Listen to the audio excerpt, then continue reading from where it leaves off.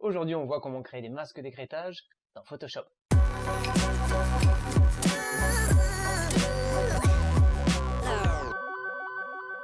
Bonjour à tous, c'est Alexandre Devries. Vous pouvez me retrouver sur le blog laretouchephoto.com. On voit comment retoucher nos photos avec des techniques simples. On a vu la dernière fois comment sécuriser nos projets avec les calques de réglage. Ces derniers nous permettent donc de modifier nos réglages tout au long du processus de retouche photo. Aujourd'hui, on voit donc comment créer des masques d'écrêtage. On va pouvoir donc appliquer nos réglages sur le calque juste en dessous et seulement sur celui-ci. On va donc éviter d'appliquer tous nos effets sur l'ensemble de la photo. On voit ça tout de suite dans Photoshop. Donc comme d'habitude, on glisse notre photo dans Photoshop. Et là, on a notre document PSD qui vient de se créer avec notre photo en arrière-plan. Donc comme je vous disais, les masques d'écrêtage vont nous permettre donc de peaufiner et d'ajuster un calque bien précis et seulement celui-ci. On va donc éviter d'impacter l'ensemble de notre photo avec notre réglage. Donc pour ça, je vais commencer directement par retravailler le ciel.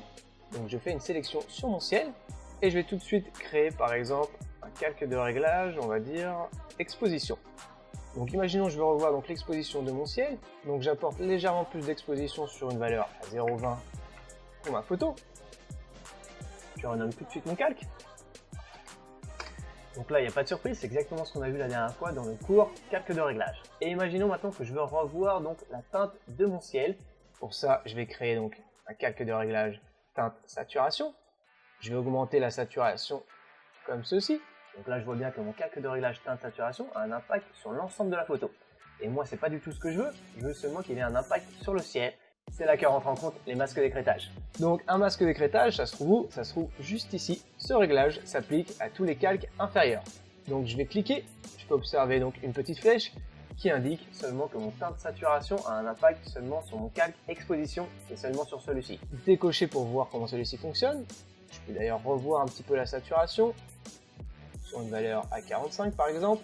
Et imaginons maintenant que je désire encore aller un petit peu plus loin et revoir la balance des couleurs sur ce calque ciel. Donc je recrée un nouveau calque de réglage. Cette fois-ci on va prendre balance des couleurs et je vais augmenter les bleus. Là aussi je vois que mon calque de réglage a un impact sur l'ensemble de la photo.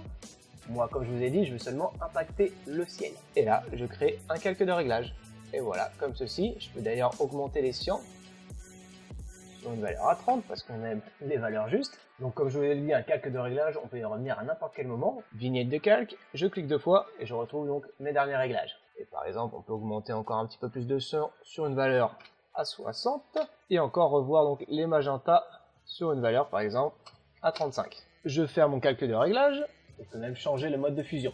Pour ça, je vais dans les modes de fusion et je clique par exemple sur le mode couleur.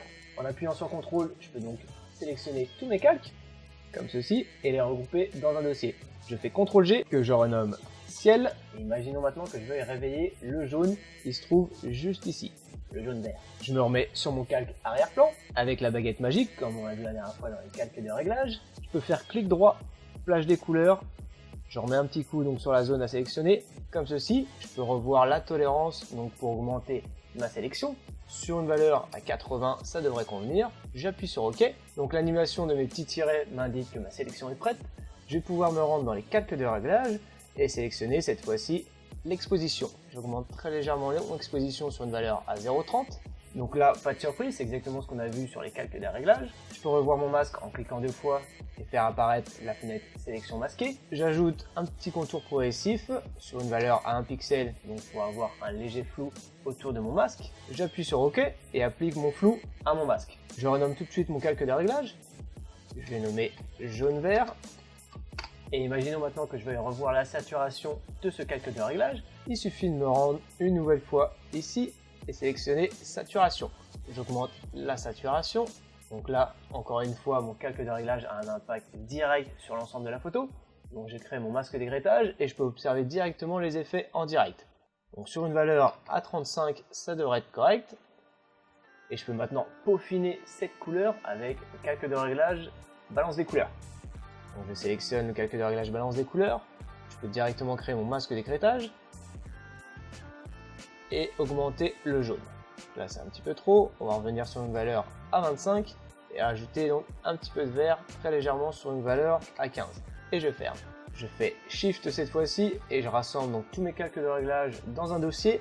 CTRL G que je renomme jaune-vert et observe donc l'impact en décochant l'œil. je vais pouvoir maintenant peut-être passer donc à l'eau. Cette fois-ci, on va passer à la sélection au pinceau. Cette fois-ci, je vais prendre le calque de réglage courbe, faire la courbe de S, comme ceci. On revient sur les gris et on augmente les blancs. Peut-être légèrement trop de noir. Je vais faire disparaître mon calque de réglage en faisant CTRL-I. Je prends le pinceau, j'envoie le diamètre de mon pinceau comme je vous ai dit avec Alt et clic droit de la souris. J'inverse mes couleurs avec le raccourci X et je vais peindre avec un flou à 10% et je vais tout simplement repasser pour faire réapparaître mon effet. Je peux d'ailleurs observer que mon masque a pris forme et cette fois-ci je vais donc créer un masque de réglage, balance des couleurs et augmenter le cyan comme ceci. Donc là pas de souci, on crée un masque d'écrêtage et voilà, j'ai un impact direct sur mon calque courbe. Comme ceci sur une valeur à 35, peut-être augmenter légèrement le bleu sur une valeur à 20. Et je peux revenir donc sur mon masque comme ceci pour le peaufiner. Et faire donc réapparaître mes effets de mes calques de réglage. Vous pouvez déborder, comme je vous ai dit la dernière fois, il n'y a pas de souci, ça va faire une belle diffuse. Et si vous voulez revoir votre masque parce que justement vous avez trop débordé, il suffit de prendre le noir et de faire disparaître les zones que vous voulez faire disparaître. On va faire un CTRL-G pour créer donc un groupe et observer donc l'impact de ces derniers. Et on va peut-être finir maintenant avec le premier plan. Donc je me mets sur mon calque arrière-plan et je crée une sélection rapide. Donc voilà, ma sélection est prête, je vais pouvoir rajouter peut-être un calque exposition comme ceci. Je revois donc légèrement l'exposition. Donc je fonce le premier plan pour justement créer une légère profondeur. Et je reprends le calque de réglage balance des couleurs. Je vais augmenter le bleu comme ceci et créer mon masque d'écrêtage. Une valeur de 15 en bleu, ça devrait convenir. On revient toujours son groupe. Et on va juste revenir sur le calque exposition. On revoit le masque pour apporter un léger flou. Une valeur à 2 pixels pour avoir une belle diffuse dans notre effet. J'appuie sur OK et on va finir donc avec le vert qui a besoin d'être réveillé. Donc je me mets sur mon calque arrière-plan, je fais clic droit, plage des couleurs.